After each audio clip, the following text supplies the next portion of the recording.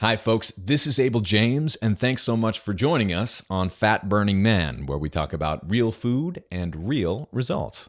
So, this is a special bonus episode of the show. I've gotten a lot of questions from you listeners recently and people who keep up with the blog and the newsletter about what exactly the wild diet is. You just kind of wanted me to talk about it and explain it. So, I never want to force you to buy anything, but of course I put a lot of effort into my book, The Wild Diet. Basically, I wanted to make it the only diet book you'll ever need, because diet books are usually really boring. So I tried to make this one fun and packed with actionable information. So what I'm going to do here today is just read you a few sections of the book, hopefully ones that you can learn from. Eating this way, eating real food, isn't meant to be complicated. It's actually quite simple. And so in this book, I really try to make sure that it's explained as simply as it possibly can be. So I'm going to talk about the wild diet plate, what your plate should look like if you want to eat this way and kind of take on this lifestyle. But I'll start off by by reading the author's note. Earlier this year, my wife Allison and I dined at a farm-to-table restaurant in Florida with 20 leaders in the health movement, a motley crew of best-selling authors, nutritionists, Olympians, cooks, and physicians. After a long week, we were ready for a feast. Our waiter scribbled furiously as Allison, my cute-as-a-button 105-pound wife, and I ordered bacon deviled eggs, 2 roasted marrow bones with local herbs and spices, 2 hearty farm-fresh salads with aged meat, nuts, and avocado, a charcuterie board with a trio of duck, lamb, and pork pâtés, raw artisanal cheese, and a side of homemade sauerkraut, sautéed sweetbreads, wild sea bass with mushroom butter sauce, and a grass-fed sirloin steak with heirloom vegetables, medium rare, of course. As others watched in awe, we polished off the lot, including more than our fair share of wine and champagne. One of the health experts said with a gasp, "How on earth do you two eat so much and stay so lean?" This book is the answer to that question. I hope you enjoy it. Now, I read a little selection of the introduction on a past show about Band Gone Wild, and that's basically about when Tim McGraw and his band came through Austin. I got to meet them all, which was a fantastic time, and got to feast with some of them too. So I talk about that experience, and basically they were listeners to the Fat Burning Man show and had a lot of results. Losing Denny, the band leader, and now a very good friend, lost 46 pounds on the wild diet. And so we talk about what it's like for them to eat this way on the road, and it's actually pretty cool. But let me give you a little taste of the first chapter, part 1. Whenever you find yourself on the side of the majority, it is time to pause and reflect. That's a quote from Mark Twain. Why we all gained 30 pounds. The average 40-year-old man in 1960 tipped the scale at 166 pounds. Weighing in at 196 pounds, the average man today is 30 pounds heavier. What happened? Like many of us, you've probably put on a few pounds over the past few years. And I bet you've tried to do something about it. Maybe you even went on a crash diet, forcing yourself to count every last calorie and buy expensive packaged dinners and a shake weight. Fighting through incessant cravings with shocking self-control, you probably even shed a few pounds. But as soon as you stopped depriving yourself, the fat came right back, didn't it? Most diets seem to imply that you can be lean, but only if you're hungry and miserable. I'm here to tell you that it doesn't have to be like that. When the internet gurus tell you to subsist on cabbage soup, eat 30 bananas a day, or pop caffeine pills to melt off belly fat, don't listen. There's a better way to reclaim your youth and vitality, so get ready. I'm going to gently ask you to set aside nearly everything you've been told about diet, nutrition, and health. Many of the strategies and principles in the wild diet fly in the face of popular beliefs, fad crash diets, and advice from the droning, half-alive experts you see on daytime television. Not going to name names there. But suffice it to say, they didn't invite me on their talk shows. You don't need me to tell you that our collective health seems doomed. Diabetes, cancer, and heart disease, rare until the turn of the 20th century, are now predicted to affect almost everyone in the developed world at some point in their lifetime. Healthcare costs are increasingly crippling our economy, and 8-year-old children are weighing in at 300 pounds. 1 in 3 U.S. children born in 2000 will become diabetic in their lifetimes, Nearly half of minorities are predicted to develop the disease, and the next generation of children is the first in centuries expected to have shorter lifespans than their parents. This is staggering and also completely preventable. If you're reading this, then conventional wisdom about nutrition and fitness has probably failed you. Confounded by special interests, misinformation from powerful industry lobbyists, and sleazy health and fitness gurus, the lion's share of conventional wisdom about diet and health is wrong, and those who trumpet its claims are misinformed, misguided, or simply misleading you. The Wild Diet will teach you to liberate yourself from the gimmickry, half-baked dogma, and empty promises of the diet and fitness industry. As host of Fat Burning Man, Apple's #1 rated show, I've interviewed hundreds of the top experts across the world in weight loss, athletic training, physiology, brain science, and even indigenous tribes people to figure out why America got fat. I quickly realized that losing fat and building muscle isn't a mystery. I've whittled this approach to health down to a few simple, easy-to-follow principles, some of which will surely surprise you. What many seek to accomplish with extreme fad diets and the stapling of stomachs, we will achieve by restoring your mental and physical balance. Instead of fighting against it, we will work with your body to improve your health. Despite what you hear from the screaming maws of over-caffeinated weight loss trainers on reality shows, you'll soon discover that taking pleasure in nourishing your body is essential to your success. You really can be happy and healthy at the same time. Here it is. The secret to fat loss in one sentence. We don't need more diets, more books, or more information. We need trusted, step-by-step strategies from people who know what they're talking about. If you're familiar with my work, you already know that I've never claimed to be an expert or a guru. I'm just a regular guy who spent the last decade obsessing about nutrition and fitness, so you don't have to. And if you're not in the mood to read another diet book front to back, I'll give you the secret to fat loss in one sentence right now. Stay away from sugar and processed grains, especially in the morning. Disappointed? Let me give you some good news before you throw this book across the room. If you've given up some of your favorite foods like gooey cheese, chocolate, grilled steak, bacon, butter, full-fat cream, eggs, wine, cheesecake, ice cream, or anything else delicious, for the sake of health, you're about to have a really good time eating this way. If you've exercised for hours a day, gritting your teeth and sweating pure misery, I'm going to teach you how to burn more fat with just minutes of exercise a week. Sound impossible? Take it from the Fat Burning Man. Burning fat can be a lot of fun. Why diet books disagree with each other. When I met the fancy pants editors in Manhattan who were interested in publishing The Wild Diet, most said something like this. So, Abel, your program makes a lot of sense, and your fans and followers clearly get great results. But what's new about your diet? Wrong question. Take a second and type diet into Google. How many results did you get? I'm going to take a wild guess and say 14 bazillion. Heard of the raw vegan diet? Dieters were arguing about it before we invented the automobile. How about low carb?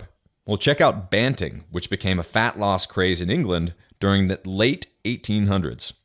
Last year, one of my blog posts went viral after I announced that I'd received a cease and desist letter from a fellow paleo author. He threatened to sue me unless I removed the words paleo diet from my work because he had trademarked the term to sell supplements. But even the caveman diet has been around since the 1970s, or for the entire duration of human existence, depending on how you look at it. And if all the fad diets weren't enough, most scientific discoveries touted by the media are ridiculous. Scientific discovery! Eggs are good for you again. Man loses 20 pounds by cutting out his stomach. Breaking news! Muffin tops are actually made out of muffins. Here's the truth. There's no such thing as a new diet. Anyone who tells you different is trying to sell you something. The philosophy of the Wild Diet is to honor the natural rhythms of your body and get food as close to its source as possible. Know that this is an ancient way of eating, not a new one. This isn't a diet book, but a book about how to reclaim your health by following the laws of nature, with a few delicious recipes to boot for people who don't like diet books. Some of what you read in this book will seem like no-brainer common sense. Good. We don't need more conflicting information and fads. It's time to get back to fundamentals.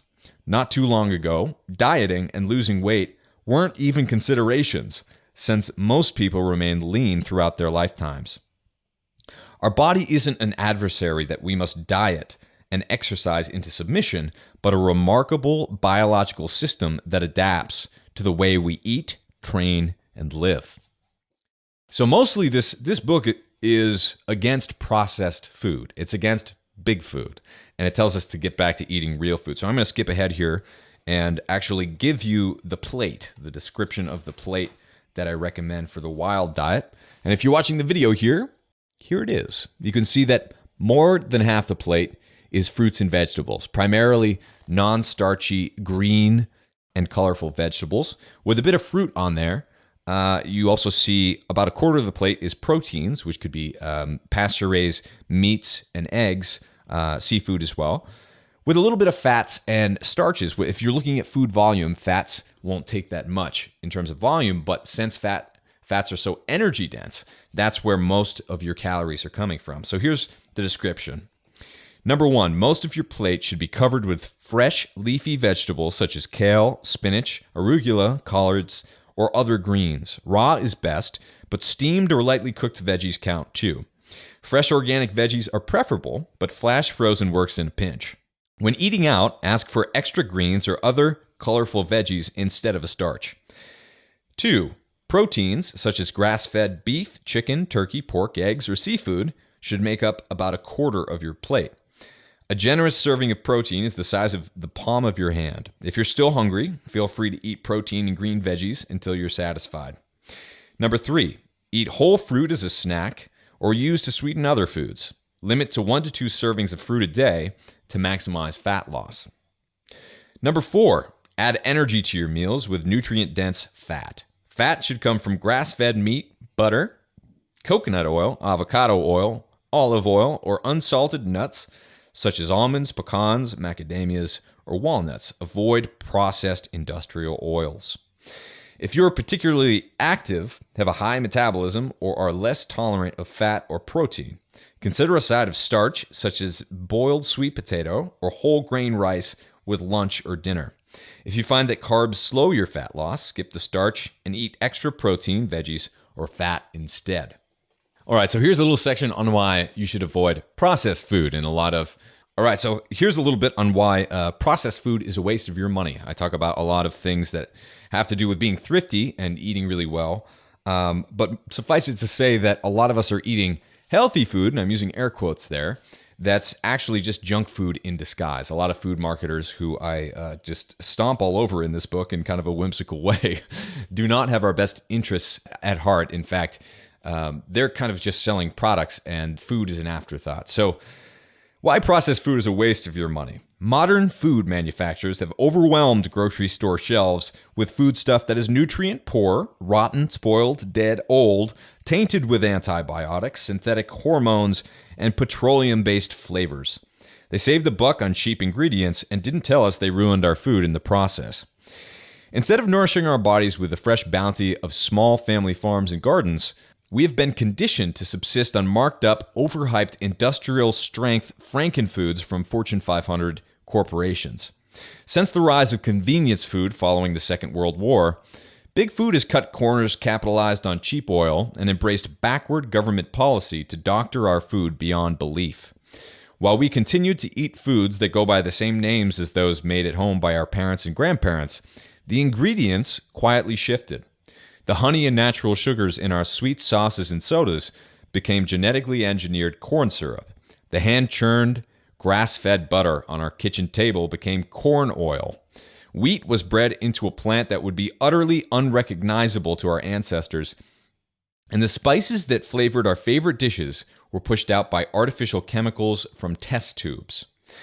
Assembly line production may work well for the automotive industry, but its ruthless efficiency and profit-based bent don't serve us well when our health is concerned. Factory food may be convenient and cheap, but it's killing us. For the titans of industry who run Big Food, the pursuit of short-term profits has trumped good judgment and clouded ethics. After years of tweaking from legions of white-coated technicians and geneticists, the fundamental nature of our food has changed. The land of milk and honey became the land of soy milk and agave nectar. Today, many of the foods we eat in pursuit of health are intentionally designed to encourage overeating. Have you ever tried a dinky 100-calorie pack of crackers, cookies, or chips? When you get to the end of the bag, in about 5 seconds flat if you're like me, you want another one, don't you? But how many times have you eaten a big, juicy apple, usually about 100 calories, by the way, and said to yourself, golly, I want another apple right now? It doesn't happen. Your brain knows when you eat real food. Processed food makes you crave more, so you buy more. Real food fills you up. But the whole point of eating is to get full, isn't it? This is the first time in the history of man that we're tricked into thinking that we want less food in our food. We're surrounded by food, but we're nutritionally starving.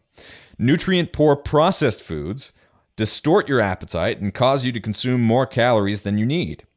This perpetuates a vicious cycle of stuffing your face, but never feeling totally satisfied or nourished. When you're hungry, your body doesn't necessarily want food, it craves nutrition. If you try to quell your hunger with empty calories or doctored food, your brain and body will never really feel totally satisfied. The key is to feed yourself nutrient-dense foods that satiate your hunger. As I'm sure you've noticed, today's concrete jungle of freeze-dried franchises and chain supermarkets can make life a challenge for any aspiring health nut. In America, our standards for food are shockingly low. This section of the book may surprise or disgust you, but bear with me. You'll see that poor quality food is easy to avoid once you know what to look for. But first, buckle up. It's about to get bumpy. What I learned as a consultant inside the diet and health industry made my stomach turn. Now, I don't have time to read the whole book right now. In fact, I already did that in the audiobook version, which you can find on Audible and on Amazon.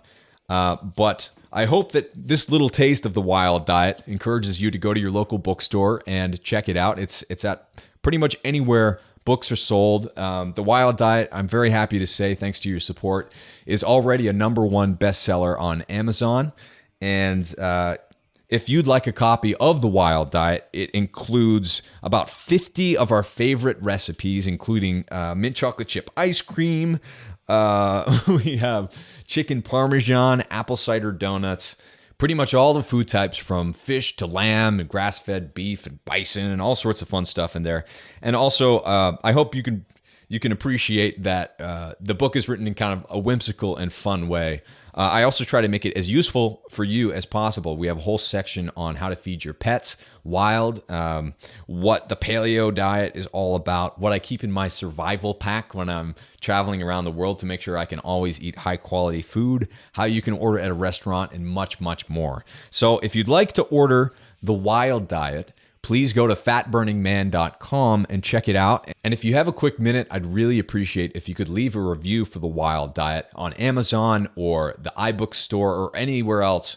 So if you appreciate my show and the fact that it's advertising free, please pick up a copy of the Wild Diet at your local bookstore, on Amazon, on the iBook store, pretty much anywhere else.